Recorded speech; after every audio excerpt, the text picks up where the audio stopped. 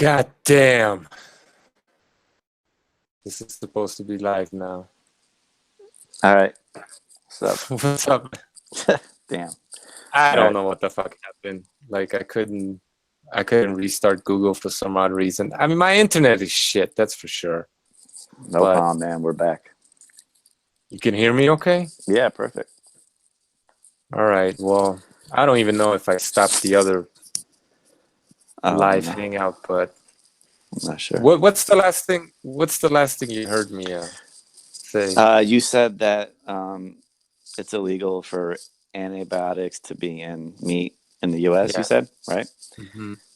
All right, but they still give these animals antibiotics. You were saying, right?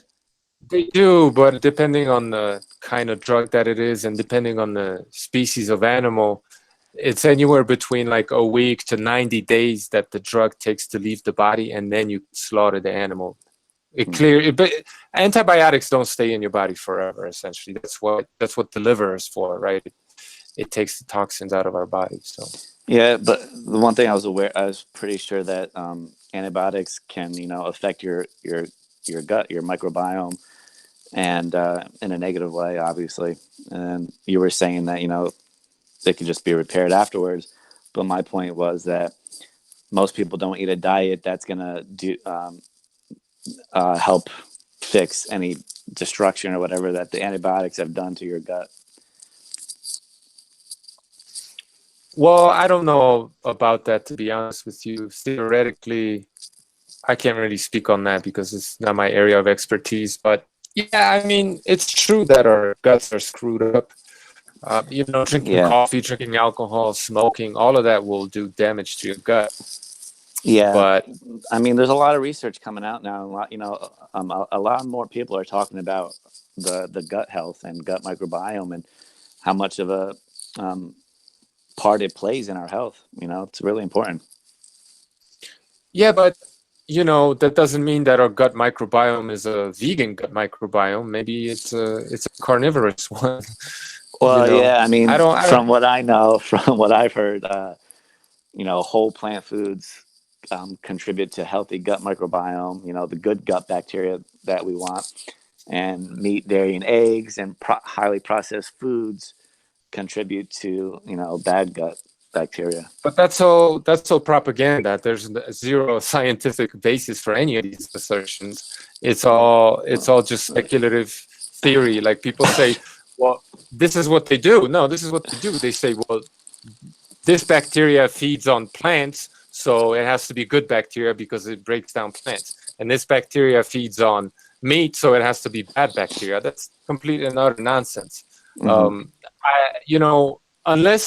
Unless you could tell me like what the species of bacteria is, and you could break down mechanistically why it's bad, why No, I it's mean, I good. can't. I can't do that. And You can't do that either. look, So, no, and look, I'll tell you this much. I have no doubt that there's this same kind of bacteria will break down animal foods and plant foods in some cases, because ultimately, bacteria is bacteria is bacteria. This whole idea of well, it's all a one theory. one It's of not even the proven fact. bacterias converts into something from meat.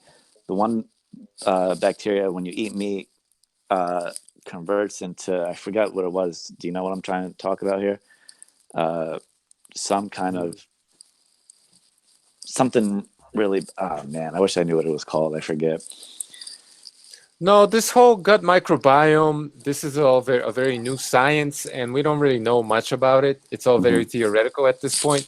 I don't think it's scientifically correct to start making statements that this is good, that's bad, and we know, because we just started researching this. And there's definitely a lot of propaganda out there, and plant-based crowd are going to push and say that this is the bacteria that you need because they want you to eat plants. But ultimately, we Yeah, don't but who know. who wants us to eat plants? Processed big ag, basically, Big. right? Because big agriculture, um, and obviously the pharmaceutical companies. Because if you go on the plant-based diet, you need to supplement. Well, I So think that's BS because I think the meat, dairy, and egg industry have all the pull here, and I think they want us to be eating that's what they want us to be eating, not a plant-based diet. Well, I mean, yeah, the people that sell animal products want you to eat. They obviously want to support their business, and the people that are selling processed foods, which is a far, far larger industry than animal products, you know, they look. I don't really want to go too deep into the weeds with this stuff, but Yeah, you know, there's a lot of theory out there, and there's a lot of people saying stuff that's completely incorrect and theoretical. They don't really have a leg to stand on. They just say these things because they have an agenda. Like Dr. Greger, for example, he is sponsored by Humane Watch, which is an animal rights group. He's never treated any patients. He doesn't have any clinical experience. He's not really, yeah, he is. I guess he's a doctor. Anybody can call themselves a doctor, but he doesn't actually treat people. He doesn't deal with people. He just cherry picks studies, and you know, he gets his money from an animal rights group. So I'm not going to trust that guy with my health, but you know, yeah, I don't know too much about. I would disagree with that.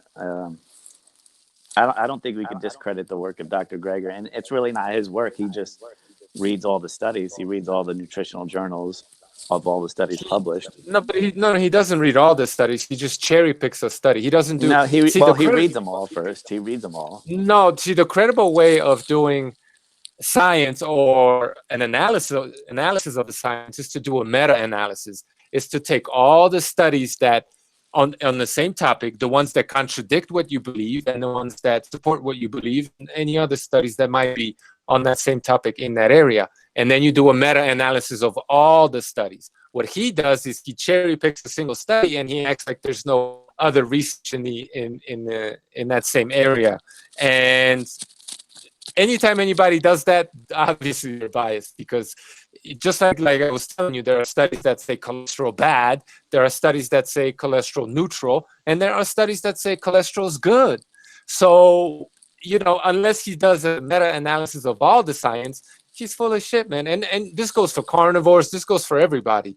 And Dr. Greger doesn't do meta-analysis, he just cherry picks the studies. So I don't believe him. You can, but I don't believe anything the man says because he's an animal rights activist. It's just what it is. I don't know if he's never really spoken up for the animals. As far as I've never seen him do any activism. He's all nutrition. Look up Dr. Greger and Humane Watch, and you'll see that who pays his bills basically. Same goes for Dr. Neil Bernard. He is sponsored by PETA basically. So, but everything is non-profit. He doesn't get any money off his books or his website or his YouTube or anything like that.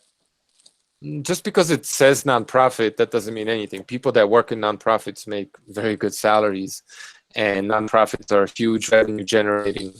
They just, I don't know exactly how it works, but just because it says nonprofit, that doesn't mean they're not profiting. Yeah. They're definitely profiting. They have to. Yeah, we got to this whole thing because you asked the question, so why are vegans failing? So when we ask you the same thing, why do you think people are failing? Are you familiar with nutrigenomics? I'm sorry, what was that? Nutrigenomics. Are you familiar with this new? It's basically it's study of your DNA as it relates to your natural ancestral diet, or how you're coded genetically. You're supposed to be eating, basically. And with this study, what people are finding out is that there are certain genes, for example, responsible for the conversion of beta carotenes to retinol. And if you have this certain gene insertion, you are able to make that conversion. If you don't have that gene insertion, you can't make that conversion. And there are lots of other genes that are responsible for like B12 regulation in your body, whether or not you can convert EPA to DHA and or ALA to EPA and DHA, whatever it is, you know, and basically what we're finding out by studying people's DNA is that some people are ill-suited for the plant-based diet, and which makes sense evolutionarily because a lot of people, especially like Northern Europeans or people in Europe in general, they evolved eating almost exclusively meat. And if they had, you know, some berries or some greens, it was only in the short, you know, spring, summer season. But for the most part, the only nutrition they had available to them was meat, animal products. So they lost the ability. Like if you believe that we evolved from, you know, a more herbivorous creature, right, which would explain why our teeth look the way they do, so on and so forth. A lot of people, a lot of races, if you will, ethnicities, they have lost these certain adaptations that we used to have, which would explain our appendix, for example, a vestigial organ, right? So we've basically been evolving into a much more carnivorous species, and we've been eating meat for, you know, 2.5 million years in great amounts anyway, meaning that a lot of the adaptations that we had for that would make us well suited for the vegan diet, they're no longer there. Now, people closer to the equator, they have more of these adaptations, which still doesn't mean that they're herbivores, but they're better able to make these conversions, and they're better able to digest plant and assimilate plant matter. You know, but Europeans, by and large, they're very poor converters of let's say, vitamin A, and they're just genetically, they're not very well suited for the vegan diet, which is why, in my opinion, a lot of people fail. I mean, I could agree to an extent that if you're... But like, let me ask you, do you think everybody is like you, or everybody, like, we're all the same? Do you honestly believe that we're all exactly the same? No, not 100%. Like, I'll give you an example. You got the brown bear, let's say the grizzly, and you got the polar bear, right? The grizzly eats about 70% of its diet as plant matter, even though it's still a carnivore, meaning he has to eat meat to survive, right? But then the polar bear eats almost exclusively meat because there's nothing there now, because there aren't any plants where he lives, right? So if you take the polar bear and you put it in where, or you feed it a 70% vegetarian or a vegan herbivorous diet, it's probably not going to do so well, even though it's like polar bears and brown bears, they can mate and make viable offspring, meaning that, you know, maybe they're not the same species, but it's kind of like us human beings, right? They're a different race of bear, if you will. I know this is a very scientific language, but you get the point. So one of them, you know, even though they can mate together, they look very similar except for the color, you know, they could produce viable offspring and they eat a very similar diet. It's still not the same, right? So don't you think it would make sense that people are the same, that some people, which would explain why some people could do fine on a vegan diet, but a lot of people can't? There's a genetic component, is what I'm saying. There could be to a little bit, but again, if it comes down to nutrition and macros and micros, the source, I guess, may not really matter that much. What if you're still getting all your nutrition? Well, but you said that you supplement these various things, so, you know, are you getting the nutrition? Yeah, you are, but it comes from a lab. It's not natural, and it's not exactly the same either. So you do admit I don't really that appeal to nature, though. I don't feel like I appeal to nature at all in anything. Well, I do when it comes to diet and like evolution. And just to make it clear, I'm no proponent of macro evolution, but I'm pretty sure micro evolution is very that's pretty obvious.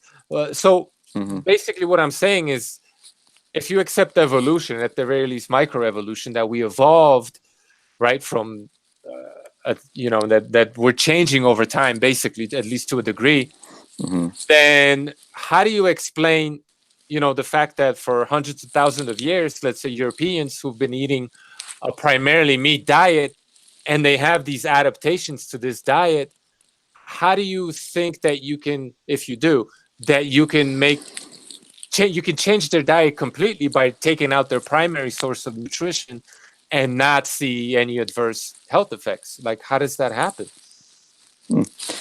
I mean, if that were true, yeah, I guess it would have to be a slow change. You can't just jump into 100% plant-based from that point if that was the case, right?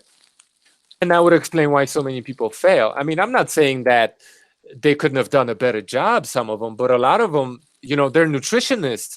They're in the ethics, and, you know, their whole livelihood sometimes depends on the spreading the vegan message, and they really seem to believe it. They're well researched into the topic. They supplement, they eat a whole food plant-based diet, and no matter what, you give them enough time, a lot of them fail anyway. So I think we have to start looking to other explanations other than just blaming the victim, so to speak, right? Maybe they're just, and this isn't like, I'm not making this up. Granted, yeah, the news, the articles, the scientists, they could be lying to us, obviously, making up these genes that they don't really exist. I mean, I don't know if you want to go that far, but if you accept that this information will being presented is truthful, well, then there is definitely a genetic component to what any individual or any race of people, if you will, should be eating in order to be most healthy. Well, I mean, I'm not just going to accept that gene theory when you don't want to accept any other, nutritional theories or whatever, any other forms of science, but you want to believe that one too. But this isn't a theory. This is something that they discovered. They discovered these genes. These genes exist, and these genes are responsible for the conversions necessary in order to be able to assimilate plant nutrition to the same degree as we could assimilate animal foods. And this isn't just like this is just a small component of a broader theory that encompasses a lot of failed vegans. That's our evidence too. It's not just like I'm pulling this out of nowhere. There are a lot of vegans that fail. We know that retinol, for example, which is the true form of vitamin A that we can use, and it's the only form that we can use, it only it's only present in animal foods, animal products, right? You have to convert beta carotene, and retinol's not the only one. There's also K2, there's vitamin D, there's also vitamin B6, and there's still nutrients that we haven't discovered yet. So we know that animal foods come in more bioavailable form to the human animal, which would suggest and support this theory, this evolutionary theory that, we are better suited, or at the very least, it's necessary for us to eat at least some animal products because of our genealogy, because of these genes that they're discovering, because of where we evolved, the climates that we lived in that didn't have much plant life in them, at least for a large portion of the year, because of the fact that animal nutrition is more bioavailable on average than plant nutrition, and because we have all these vegans failing. So it's not like I'm just talking about nutrigenomics, but it's part of this broader theory that was never controversial. This isn't even controversial in the scientific world. We are omnivores. We're not herbivores. I mean, do you think we're herbivores? I think we could eat whatever. I think we could eat basically anything. It really doesn't matter if we're herbivore, omnivore, carnivore. We can probably eat any type of diet for a very long time and survive. But I'm talking about optimal nutrition and optimal health. And this is the thing, maybe. I think optimal is eating plant-based, to tell you the truth. Well, I would say to that in order to be sure that this is the case, at least for some people, you would need multi-generational studies, or at the very least, multi-generational vegan families to prove that this is true. Because when I say plant-based, I don't mean vegan. Like I'm saying, like you can, if 80% of your diet, 80 to 90% is healthy, like whole foods, plant-based, even some fish or whatever, some animals. The other 10, 20% could be virtually anything, and you're still going to be pretty optimal in your health. Well, that's just an assumption. I don't know how true that is, to be honest. Like we don't have any science to back that. I mean, there's no such thing. We can't eat perfect. We don't really know what perfect optimal is, really, do we? Does a lion know what's perfect or optimal for the lion, or a chimpanzee for that matter? Do they know what's optimal for them? No, exactly. Yeah. No, I would argue that they do. Of course they do. Because they evolved eating this type of food and they adapted to eating it. Their bodies changed over time to be able to utilize these foods better than other foods.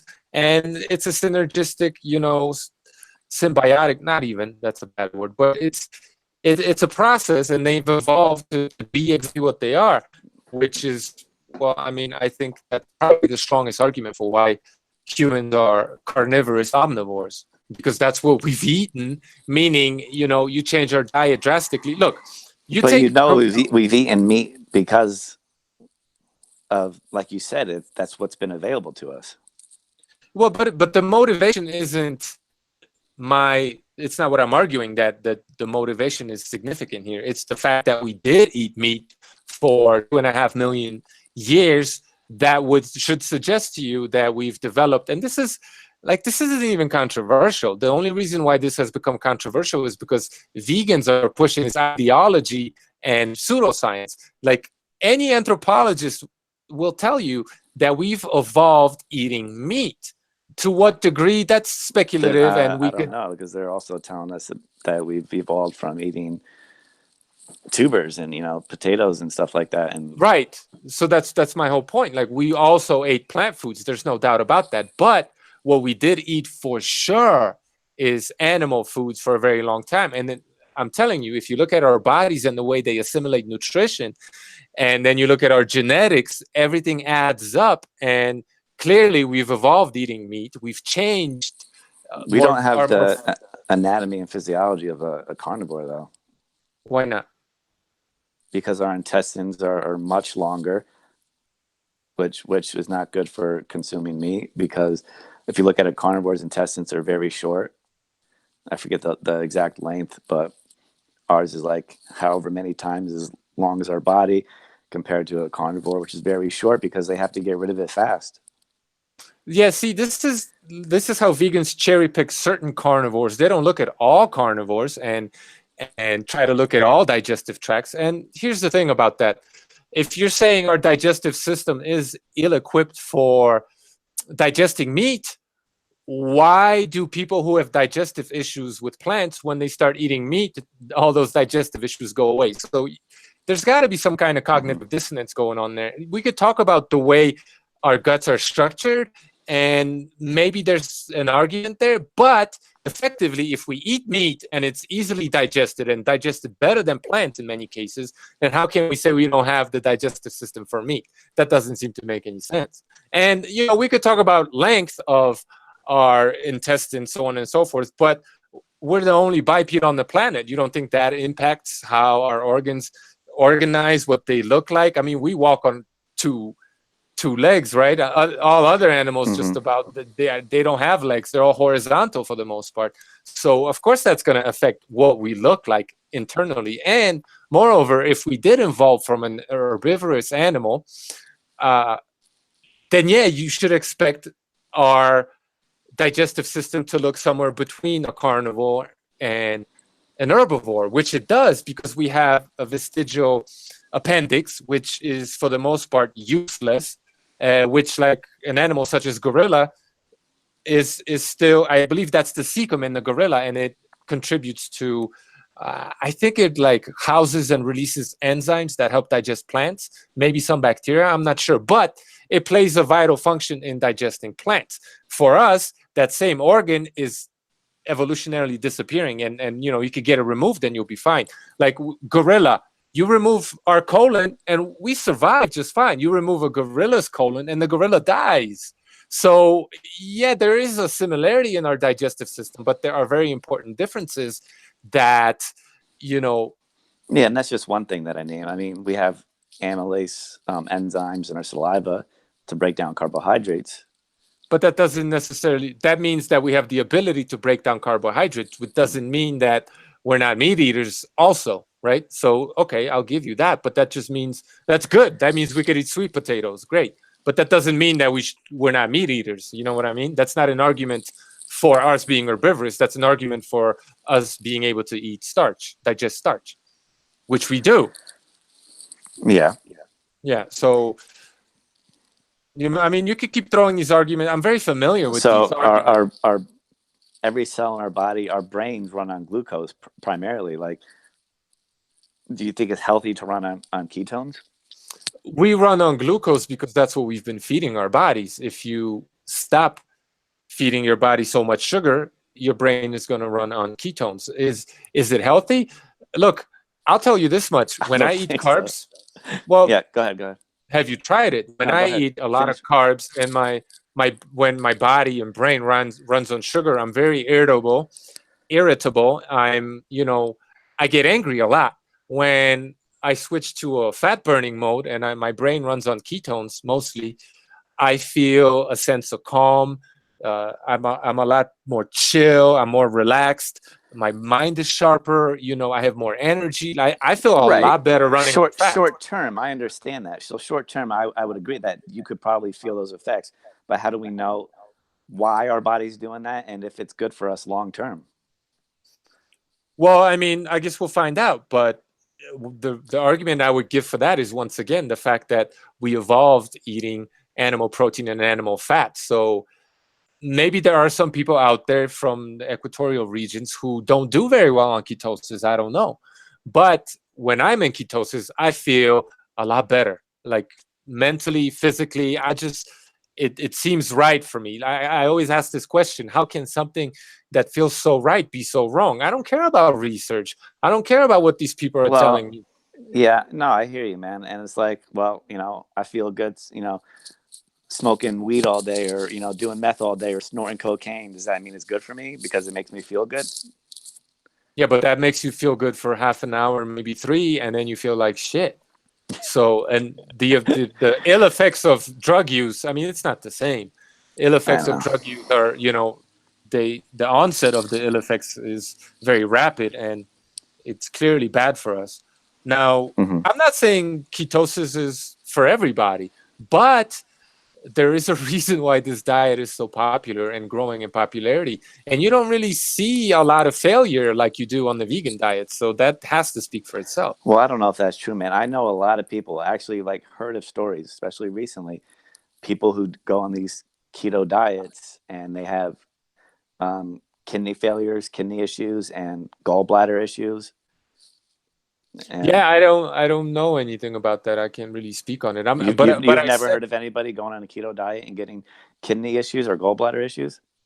I've heard vegans say that this happens, but I've No, never heard. I literally have friends who this has happened to. No, I'm not saying it doesn't happen at all. And as I stated, I'm not saying ketosis is the right choice for everybody. I'm not saying that at all. What I'm Hmm. saying is that we're not all the same. And Hmm. I'll even admit that veganism could work for some people. I'm Hmm. extremely skeptical because of the science, but Hmm. that doesn't mean that it couldn't. The studies that we take into consideration, I never participated in any of these.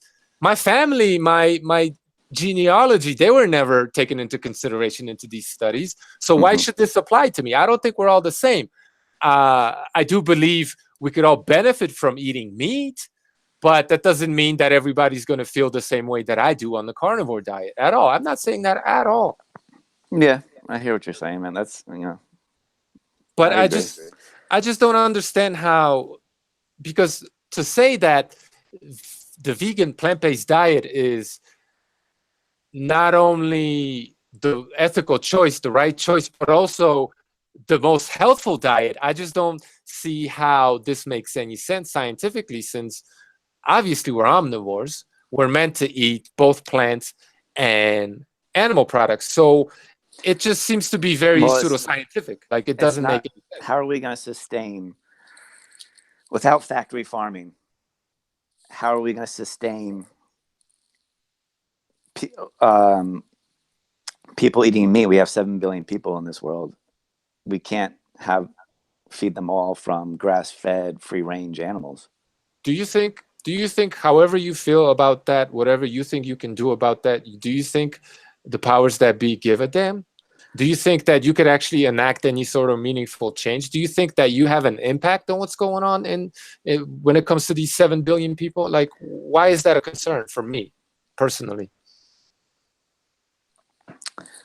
Well, I mean, we have to be concerned about this planet, right?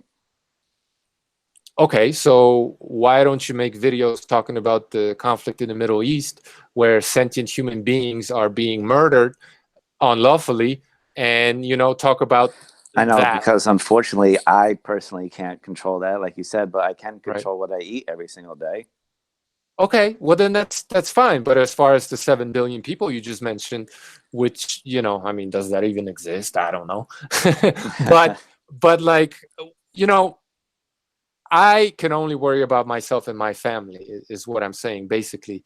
And I'm doing that. I'm doing my best to provide for us, and we're doing okay. You know what I mean? I'm not saying that everything that we eat we produce, but we produce quite a bit of food, and you know, high highly nutritious food. So meaning we're able to sell it and buy other foods that are less nutritious or whatever, and we're able to feed ourselves literally off the land. So that's what I'm doing. I'm not saying everybody should do that, but if you want to eat meat or you want to eat vegetables and you want this meat to be as healthful as possible and you don't want any pesticides on your veggies, you can feed yourself. No one's stopping you. You know what I mean? So when I hear a lot of rhetoric and people talking about this or that, I just kind of dismiss that as not really very honest or truthful or very awake, if you will, not a very woke approach to the whole situation. Because, well, I mean, you're just talking. Go do something about it, right? That's kind of my approach to it. And I don't mean to be like virtue signaling at all. I'm not saying people should do what I do, whether they're carnivore or herbivore. I don't give a damn, But like when you start talking about broader issues, then yeah, I'm gonna pull that card and I'm gonna say, well, I'm improving the soil where I live. The soils are shitty. We're improving them with animal agriculture. We're creating more and more sentient life every year. We're feeding people. We're producing nutritious foods. We're planting trees. We're, helping the ozone layer, blah, blah, blah, blah, right? I could virtue signal all day, but that's as far as it goes. That's all I can do. And I'm not going to expect anybody else to do any more than that, or even that much.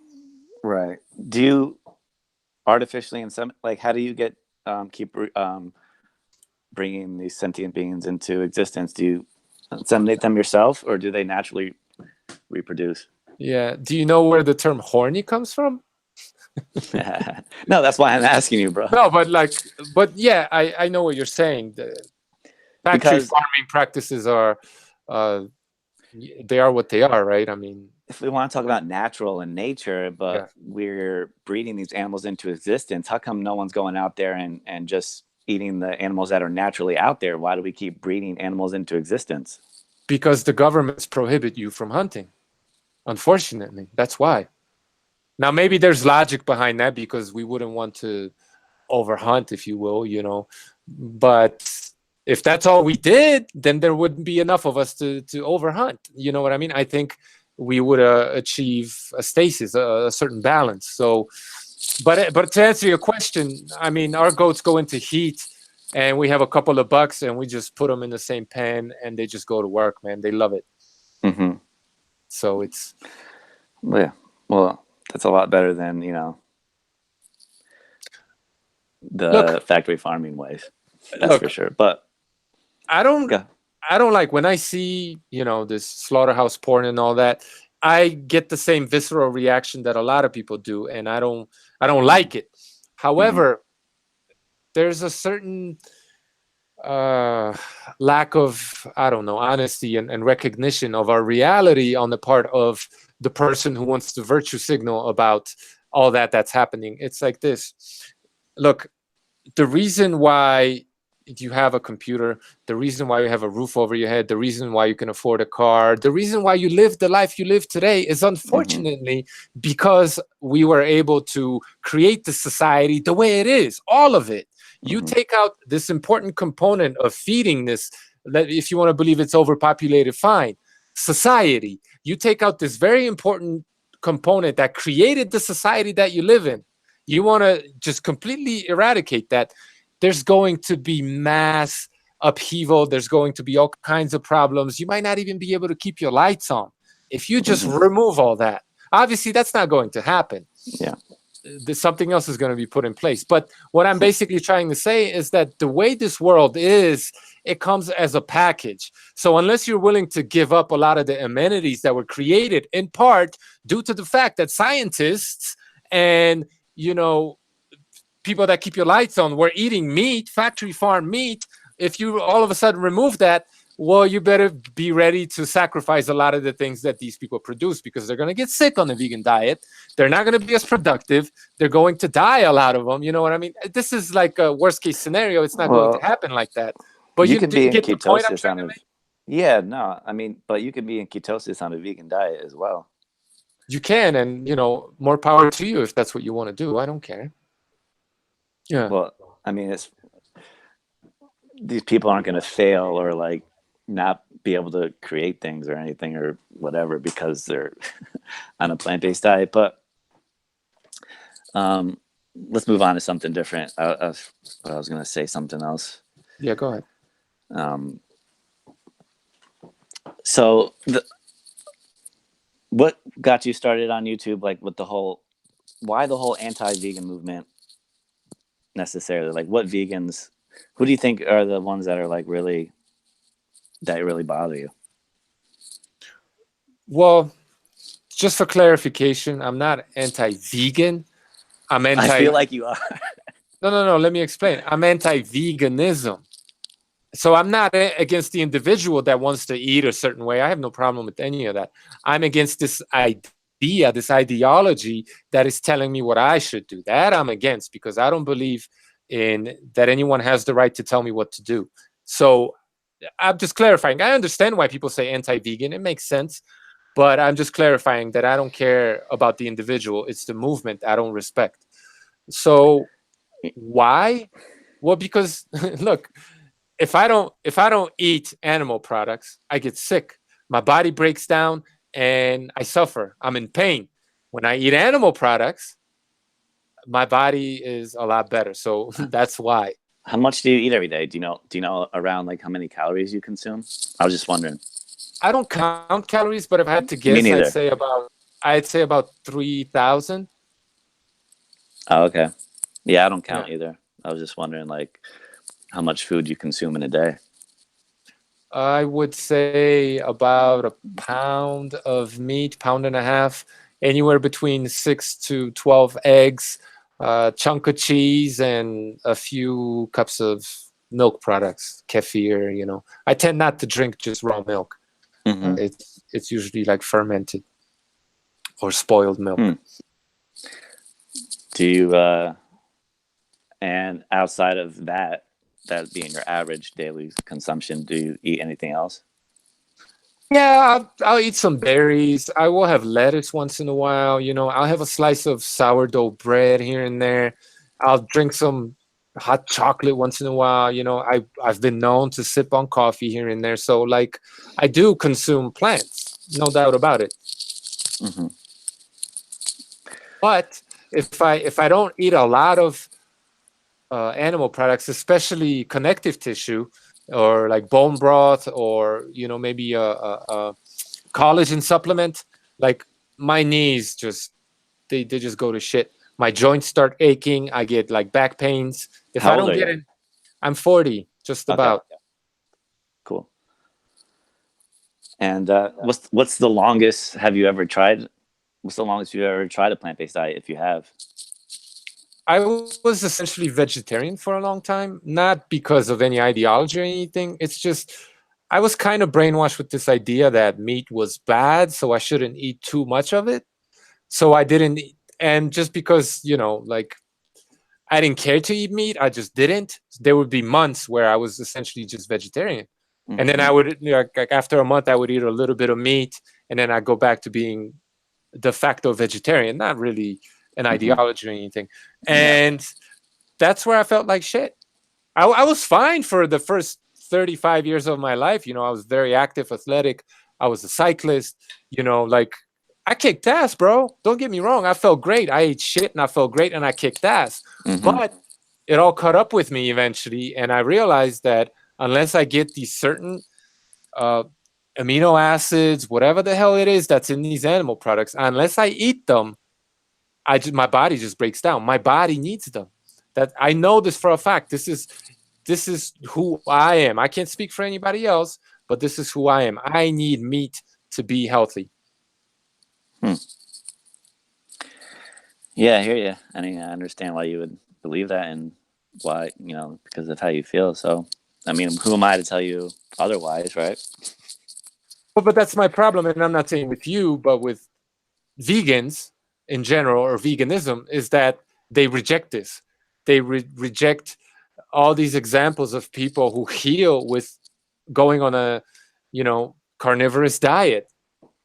You know, they just say that there's something wrong with them. They're lying. They're sponsored by the big meat industry. And then when it comes to the failed vegan, it's the same sort of approach. It's like we have to be honest with ourselves. You know, I'll concede. I will gladly concede that some people could do well on the vegan diet, but I know for a fact not everybody can.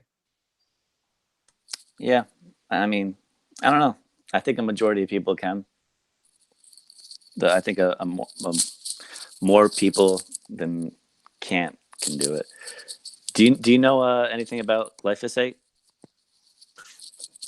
Yeah, it fucking rots your brain. I know that much. There's people around here that will spray that shit, and they just over time, I don't know if they were born this way or whatever, but they're just kind of retarded. Yeah, I think that's a big problem around here. I think that's one of the issues, and that leads to a lot of health issues. Yeah, but you know, Like, this idea that go ahead. I think it takes something healthy like grains. Whatever you may think, I think grains and these fruits and vegetables and all this stuff is healthy, and potatoes or whatever. But then when you spray the glyphosate on them, and we consume that, it's just wreaking havoc. I think grains can be okay as far as it's the type of grain that your ancestors ate, because there's been a lot of hybridization and a lot of crossbreeding, and the goal was always to produce the highest yielding crop, not necessarily anything that reflected an ancestral grain. So for example, like in Sardinia, which is a blue zone, Yeah. those people eat a lot of grain. However, what they do to the grain, they have to ferment it and make sourdough bread. They don't now, yeah, they eat some of this grain unfermented, but this is something they've been eating forever. And the bread that they make, primarily, from what I understand, is sourdough. So that neutralizes a lot of the anti-nutrients and the compounds that are not so gut friendly. And I think grain is very nutritious and can be good for some people, but not every single kind of grain is going to work for everybody. That I don't believe. It may be the case. Yeah, I've heard about the sourdough bread. I want to try it. You have to make your own, or can you just buy it? You can buy it, but generally you want to go to like a legit bakery, French perhaps. If there's a French bakery in your area, they will have sourdough more often than not. And like, this is my experience. If I eat just regular old white bread or whatever bread, I get itchy, and I just don't feel right. But when I eat a little bit, not a lot, a little bit of sourdough, and not whole grain either, just white plain sourdough, I don't get the same effect. So this is the thing. We have to be able to process these plant foods, most of them anyway, in order to extract the most amount of nutrition from them and make it worthwhile. It's just not like ready made for the most part, the plant foods. Yeah. So the one problem you have is the propaganda and spreading the lies and misinformation. What about on the carnivore side? They do the same thing as well. I mean, I won't deny that that's happening, but I haven't seen any overt manifestation of that. Like Spheria, I would say spherage is the most extreme out of all the carnivores out there, and I don't agree with everything that he says, like that everybody should eat raw meat because that's all we've ever eaten, for example, stuff like that. So he's very dogmatic in my opinion, and like, I appreciate him because I learned a lot from him, but at the same time, I don't agree with everything that he says, and I don't think he's right on everything either. Yeah. So but this just goes back to the point I was making earlier. We're all different. Whatever works for him is not going to work for you. It's not going to work for me necessarily. Yeah, true. But a lot of the way that you guys are eating is not very practical. I feel like most people aren't going to want to eat that way. Most people don't even like eating meat to begin with, but because it's in the grocery store packaged for them already, and then they season it with plants that they can do it, but most people don't even like eating meat, I don't think. I wouldn't go as far as saying that. I think most people like the flavor of meat. I mean, even if you look at vegans, they're oftentimes saying, "Oh, this, Impossible Burger tastes just like meat," or there was I this don't like doing girl. that. I hate when But they do that's that. you. Yeah. I'm talking about vegans in general. I mean, there was this girl making a video where she was pretending to make salmon out of carrots. You know what I mean? And she said, "Oh, it tastes just like salmon." So, Yeah. and this is like where I think Sveria is instrumental in understanding what's going on, because even when like vegans prepare a lot of their food, they'll slather it with ketchup or some kind of hot sauce as if to imitate blood, and they're oftentimes trying to recreate the feel and the flavor of meat. So I reject this assertion. You could very well be that. I'll accept that. But to say that most people don't like meat, no, I would say that even vegans like the taste of meat. They just choose not to eat it. I don't know, dude. I mean, it's a funny thing. When I was growing up, my whole life eating steak, I could never enjoy steak. I had a hard time. Like, I don't know if this is anybody else has ever experienced this, but like swallowing steak was like weird for me. I didn't like doing it. Like, I would like chew it and chew it and chew it, and I had a hard time swallowing it. I had to like drink water with it because I just couldn't get it down. But like chicken, I had no problem. I could eat chicken, bacon, pork, whatever. Steak was always the issue with me. But like, I don't feel like I need to eat meat. Like, I enjoy like a veggie burger once in a while, but I really, and I like some of the vegan chicken products, but like I use them as like a treat and stuff. But I have no problem eating like whole plant foods. I like eating healthy. I feel good when I eat healthy versus eating, that processed stuff. And that's fine. I'm sure there's a lot of people who could relate to what you just said. But if you believe that the fact that you don't particularly like the flavor or texture of meat is a good argument, I'll give you that. But then I'll turn that around on you and I'll say, I love the taste of meat. And a lot of other people do, which by this same logic means that maybe perhaps they should be eating it. You know what I mean? Like I said, we're not all the same. Yeah, I think my whole point was like with the carnivores and stuff, the raw meats, and I know you said maybe you don't do that, but like just eating like meat plain, I just don't think most people do that. I think but most people season it and flavor that's it. True. But that's a cultural thing, right? This is how we learn to do things. And I do eat raw meat. Actually, I prefer it now. Now that I've started doing it and I got used to it, now I enjoy it better than cooked meat, actually. So it's, our taste buds change. We could probably learn to eat shit and enjoy it. I don't know, but maybe, you know what I mean? So I'm not sure that's a very good argument for what we should be eating. Because it's like, well, a lot of kids, for example, they're not even breastfed these days. So they don't ever get to taste mother's milk, which is a lot like cow's milk, right? So they don't get these vitamins, nutrients. They don't have the same, they don't develop a taste for it, basically. So, but there's a lot of kids who you give them meat from very young and they just love it, even raw. So that also happens. You know what I mean? I'm not sure it's a very good argument either way. Mm-hmm. Yeah. But go ahead. Go ahead. No, I was just going to ask you, like, as far as the ethics of eating animals are concerned, why is that? Why is that unethical? Like, for example, I don't think a gazelle is unethical. Then, why is it unethical? Well, I feel like they have for to someone do it like myself. Well, I guess no. I'm not saying for you either, because I think it's again where you're from. What you have access to.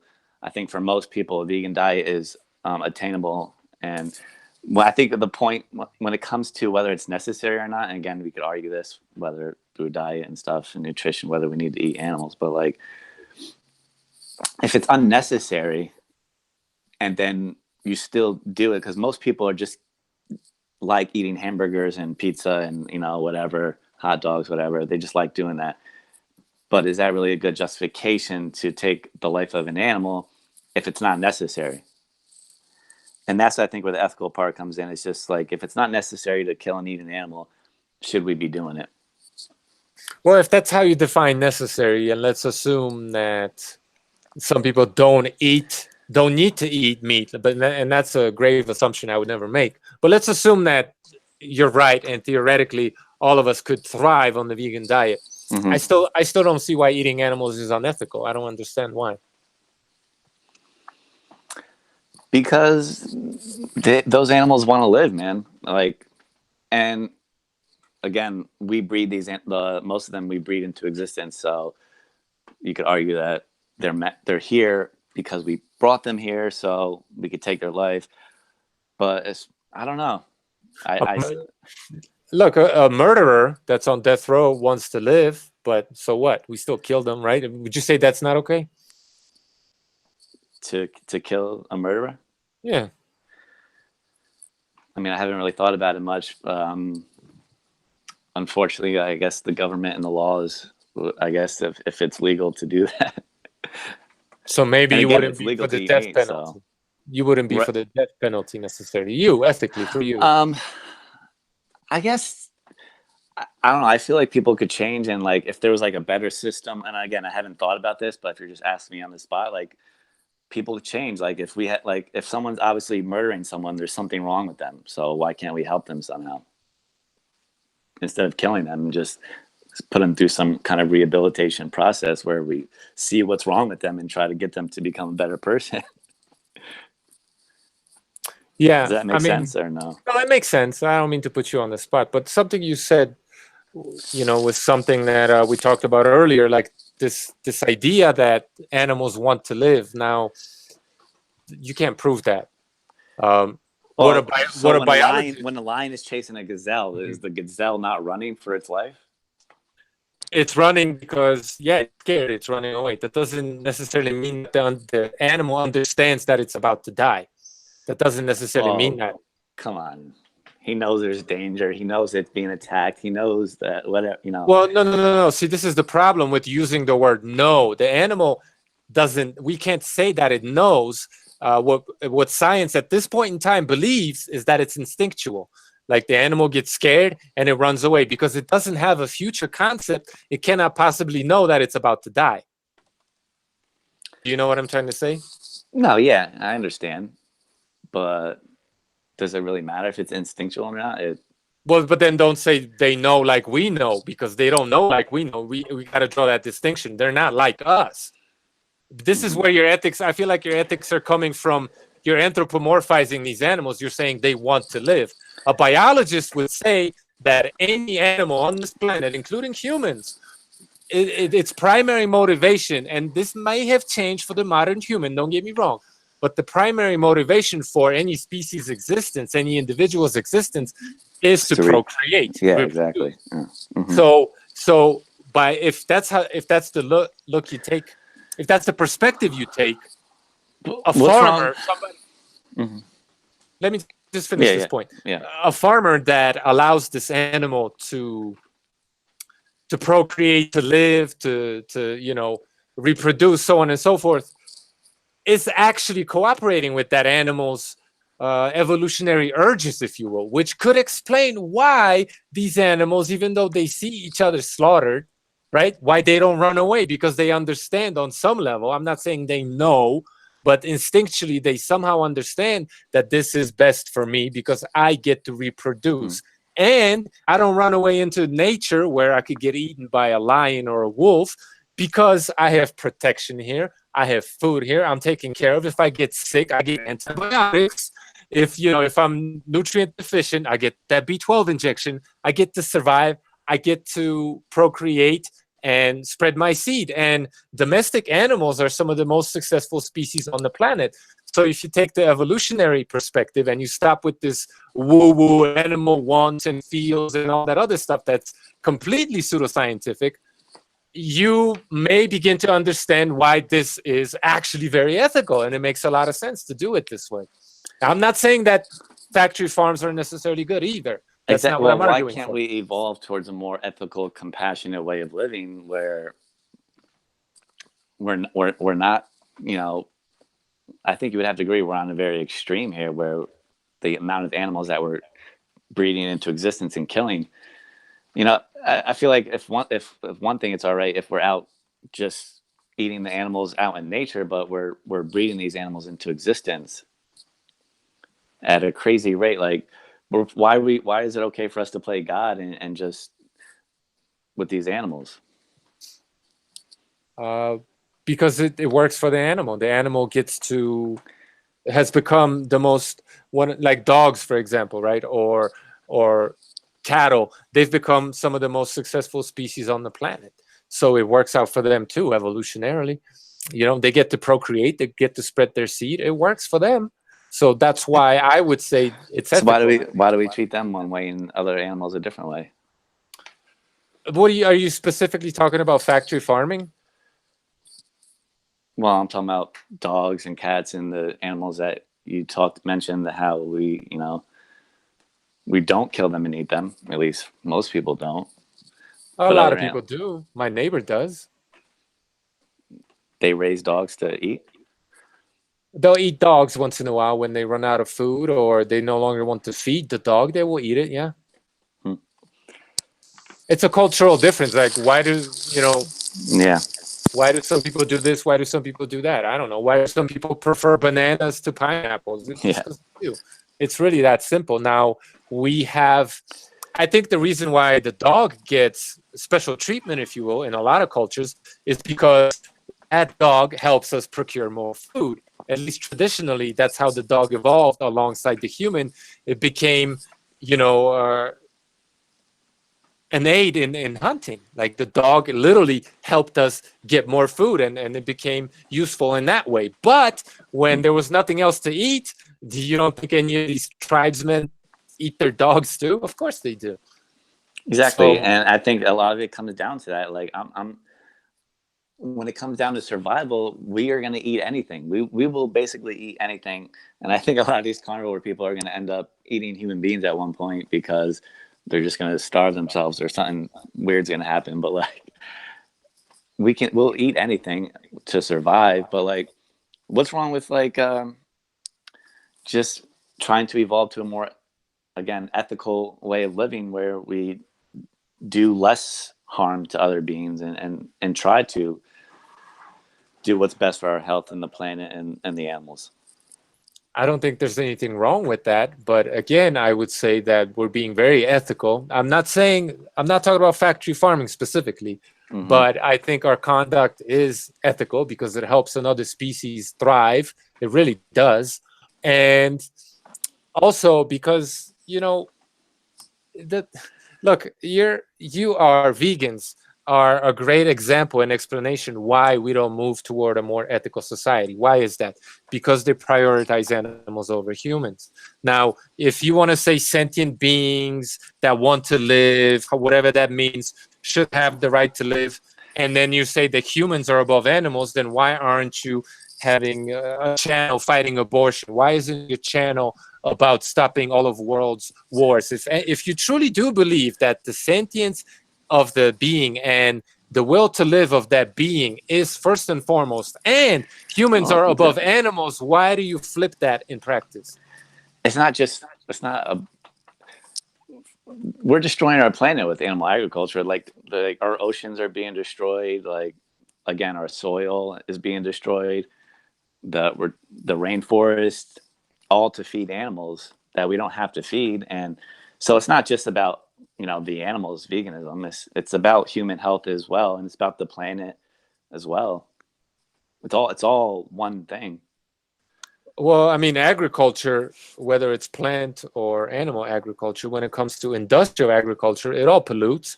There's no way you could tell me that cow farts pollute more than huh? We have to do less. We have to do better. Yeah, but you can't tell me that animals are worse for the environment than glyphosate or I can just tell you planting all these crops. What the numbers are.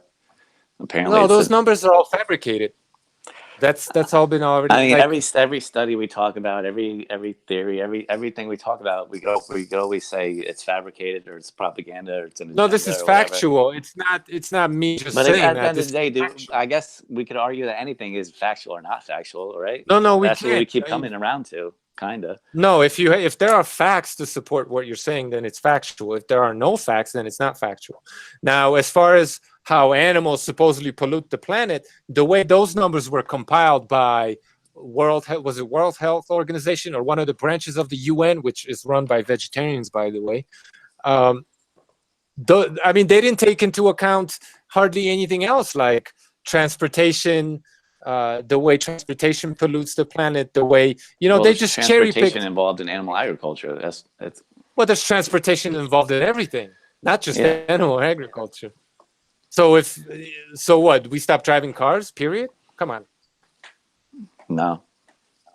So it's the animal agriculture industry, and I'm not saying it doesn't pollute the planet, but the negative effects that it has on the planet have been greatly over exaggerated. And the fact that animal agriculture, if done properly, and for that matter, any agriculture, if done properly and not solely for profit, could be very good for the environment. Actually, it's just not being done properly. Like I just told you, not just, but in the beginning of our conversation, I told you that we're using animals to improve the soil on our land, which allows us to grow trees, which helps the environment. You know what I mean? And it's like, how is, yes, the way the factory farming is done, of course it pollutes. I mean, the way any human being out there goes to work or night pollutes. It's like, right. So we can't just single out meat eaters when the major sources of pollution on our planet is the military industrial complex. And after that is probably the transportation industry. And after that is probably plant agriculture, honestly. And I know a lot of those plants are fed to animals, so that's part of it. I don't deny that. But animal agriculture is not the major culprit in creating pollution. Humans are. I would disagree. I would look at the facts there more. But regardless, if we're always talking about nature and natural, like, is there anything really natural in life anymore? Like what we're doing, how we live, is that anything natural about it anymore? I think that's subjective, and that really comes down to where you draw the line yourself. It could be argued that all of this is natural. Yeah. So I tend not to do that. When I talk about nature insofar as diet, I'm talking about prior to industrial agriculture or the Neolithic revolution. Prior to all that was all natural as far as diet goes. But in a grand scheme of things, all of this is natural.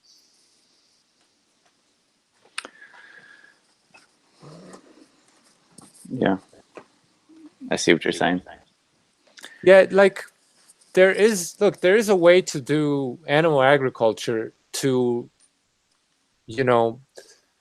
not only not pollute, but actually improve soil condition, improve air quality, improve everything, improve the environment. There is a way to do that, but the profit just isn't really there.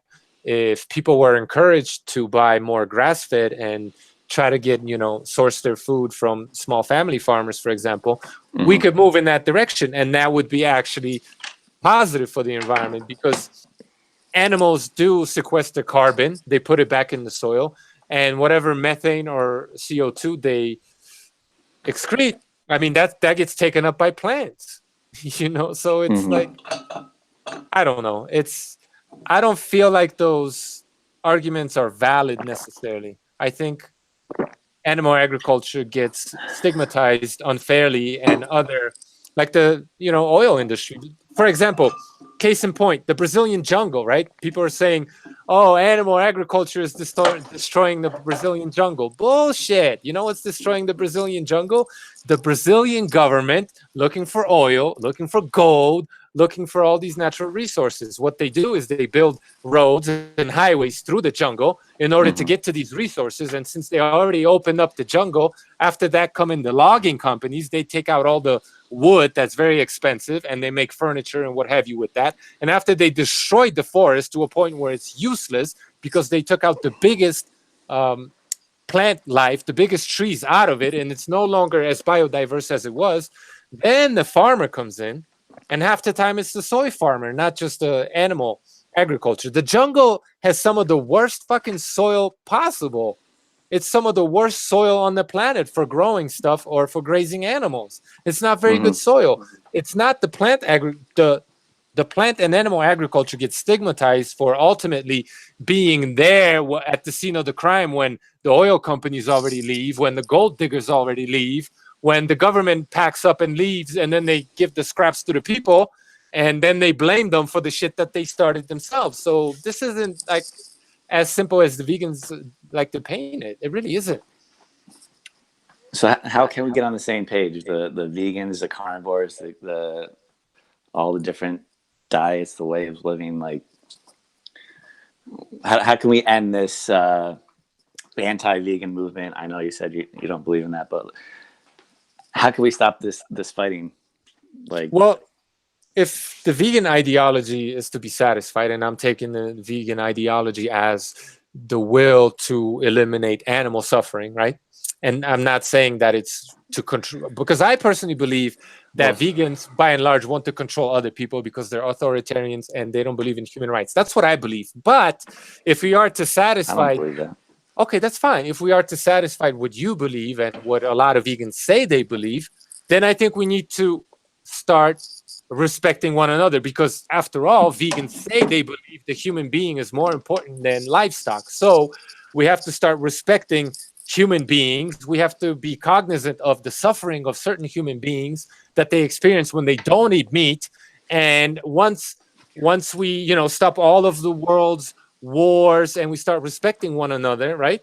And we figure that shit out. Once we figure that out, then we move on to the animals. I don't think you could work ass backwards, pretend like you care for the animals, and then you hate people at the same time who, after all, are animals that you're saying are higher on the food chain than the rest of the animals. But we can work on both at the same time. I think that's another thing that gets said, like, vegans care more about animals and human rights or whatever. But it's like, the thing is, we don't have too much control over what's going on. And I can't control what's going on in other countries, all the other problems that we have, but we can control what we eat, like I said before, right? Yeah, I personally do not believe we can have one without the other, because if animal suffering is important to you, you're going to listen to the fellow man who actually can't talk, unlike that goat that I just ate that doesn't talk and doesn't communicate what it actually wants, because it might not actually want anything. If we can't listen to people telling one another, look, you want to be vegan and that's healthy for you, fine. It's no good for me. I suffer if I try to eat that way. And if you don't recognize me telling you this as part and parcel of this suffering and how that needs to be eliminated, if you don't respect people first and foremost, then your ideology is full of shit. You don't respect people. You are anti-human. You're proving my point. You know what I mean? So I think that's what it really comes down to, is all human beings, we all want to be accepted, right? So the vegans want to be accepted by the meat eaters want to be accepted by the vegans, and we all want to be accepted by ourselves as well. And so I think that's something that we have to work towards. I would agree. You have to understand the vegan as well, because they hate to see all, again, 65 billion or more animals a year being killed. I think you would have to agree, man. The reason that many animals are being killed is because people want to eat a hamburger or a sandwich when it's not really necessary. We're not doing it for survival anymore. We're doing it for pleasure. And I think that's the thing we have to work towards. Like, I understand, all right, some people need to eat it, if you want to say that. And if you want to say a little bit of it is good and it's going to be beneficial, then maybe we could agree to that. But we have to lessen the numbers a lot. Of the animals that get slaughtered? Yeah. I wouldn't agree with that necessarily. I mean, I would say let this develop organically. Because there is a big push for the vegan diet. People are trying the vegan diet. Look, if it works for them, then it will work itself out. We don't need to push it this way. If it doesn't work for them, there are very good reasons why it doesn't. And if they go back to eating meat and they feel better, then what else do we need to know? They need to eat meat, period. That's just what it is. Promote this diet, promote that diet, but ultimately let the people decide what works for them. Yeah. And unless we respect unless we respect each other's choices, we're never gonna respect the animals. Let's not even kid ourselves. Like that's ever gonna happen. Yeah, and a lot of people, they say, I think like, I forget what the number was, 3 million people this year are going to try vegan diet, and it's like, but a lot of people still aren't educated on nutrition to begin with. So like, even if people try it and they fail, do they really know how to eat still? Like, Well, then that's where you come in, right? You have a nutrition channel. You're going to tell them how to do it right. And then you're going to have to trust them to do it right. And if they do it right and they fail, then you're going to have to accept that as a partial failure on your part, not being able to recognize that it doesn't work for everybody. And then with yeah. every person that it does work for, you could take that as a personal triumph that you helped that person No, out. it's not I don't care about personal triumph. It's not about that, but it's like, there's also underlying issues. We can't, like, most people have been eating meat for 20, 30, 40 years before they even start trying it, right? 15, 20, 30 years, whatever, whenever they start, there's going to be issues that we're there, but now they go vegan. And then when those issues finally come out as sickness or not working, we blame the vegan diet. Well, I mean, if they don't have major issues, maybe there's some underlying issues, maybe. But if they don't have major issues eating an omnivorous diet, and then they switch to the vegan diet, and those issues come to the forefront, well, then that's a very strong signal that the vegan diet isn't optimal. Which isn't to say that what they were eating before is optimal, but definitely the vegan diet is worse. We cannot ignore those signals. I think that would be ignorant. But Yeah. ultimately, I think there is a middle ground somewhere where, people, maybe they can. I'm skeptical, like I said, because of my personal bias and my personal experience. Yeah. I can't do it. So I project that onto other people. But there probably are people who could do just fine on the vegan diet. And I say, let them. However, to impose that on somebody who's genetically a meat eater, that's just a violation of human rights, in my opinion. Okay. Yeah. I mean, if that's true, and again, I don't know, like, what, does somebody go to the doctor and say, doc, test my genes out or whatever, and let me know if, like, I can go vegan or not. I don't know if we can do that, but like, yeah, if someone tries the vegan diet and then they say they have to eat animals, I'm going to accept that. I'm not going to be, hate that person or whatever. I have no hate towards anybody, Yeah, I think that's the right approach. I think there's a lot of data, scientific data, that gets ignored, which isn't to say that vegans don't have some scientific data on their side as well, but they tend to cherry pick that and ignore scientific data that perhaps was, gathered from different populations that aren't like the vegans, that says something completely opposite, So I think we have to respect the fact that we're not all the same. We just aren't. Yeah. Yeah. I mean, I'm sure people in Asia or whatever, or, could eat more seaweed or rice or whatever and be healthier. And, people in Italy can eat more pasta, or, in Europe, whatever, and be healthier. You know what I'm trying to say? Like, people in certain areas of the world can probably eat different foods to where other people can't, and, work better for them. And this doesn't even go, the line that you just demarcated isn't necessarily between plant-based or animal-based, because a lot of plant-based eaters could be sensitive to some of the toxins in a lot of the plants that they're eating because their ancestors never ate those specific plants. Just like a lot of people don't do very well on pork, but they do fine on beef. You know what I mean? So it's not as black and white as we think it is. Yeah, there's a lot. So anyway, Yeah. I think we've talked a lot. I'm getting a little heated over here. I don't know if you have any last thoughts. Definitely lay it on me. My final thoughts, I guess, would be, I think it's just frustrating seeing the whole anti-vegan movement on YouTube. I wish we could somehow come to, I don't know, a way of going about things where we're not, trying to bring each other down, I guess. I hate to see that, because it brings a lot of, like, makes us frustrated and angry inside, and it's just not a healthy way to live. So it's like, I like to see you not, and all those other people, Frank Tufano and Primal Edge and stuff, stop making videos towards vegan, stop trying to be anti-vegan. And I think the vegans as well need to stop bringing down other people as well, and trying to, do the same thing, and maybe just try to figure things out. We're all here on this, earth, trying to figure things out, and nothing's perfect, and the system is, there's a lot of things going on that that need to be changed and fixed, as far as chemical farming and stuff like that, and factory farming. So there's a lot of work that needs to be done, but hopefully we cannot fight anymore, and just have a conversation like we did today, and talk about things and work things out.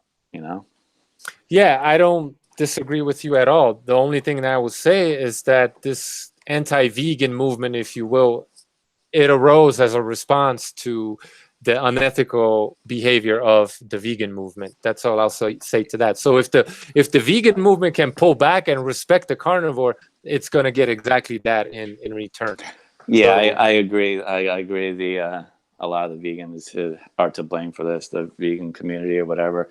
And I understand why. The vegans are angry. They get that angry title is because of what's going on. So I understand. And then they couldn't control their emotions, and this is what happened. So I guess we brought it upon ourselves. yeah, definitely. Which isn't to say that all vegans are like this, obviously, but the loudest ones definitely are. Those are the activists. Mm-hmm. So, yeah, man, I wanted to thank you for having a nice, fun conversation, adult conversation. And as far as the whole ethics is somewhat of a debate that I wanted to have, maybe we could save that for another day. I really wasn't prepared today, but I wanted just to thank you for coming through. You're a cool dude. I had fun discussing stuff with you, and we should definitely do this some other time. I agree, bro. Thank you so much. Thanks for having me on, and I had fun talking to you as well, and I look forward to future discussions with you. Totally. And everybody, Nick's information, his channel is in the description. He's also on Instagram, did you say? Yeah, Instagram at Nicktrition. Cool. So, yeah, thank you all for coming through, checking out the conversation. Sorry about the technical difficulties, but it is what it is. So thanks again to all of you, and thanks to Nick, and we'll catch you on the next one.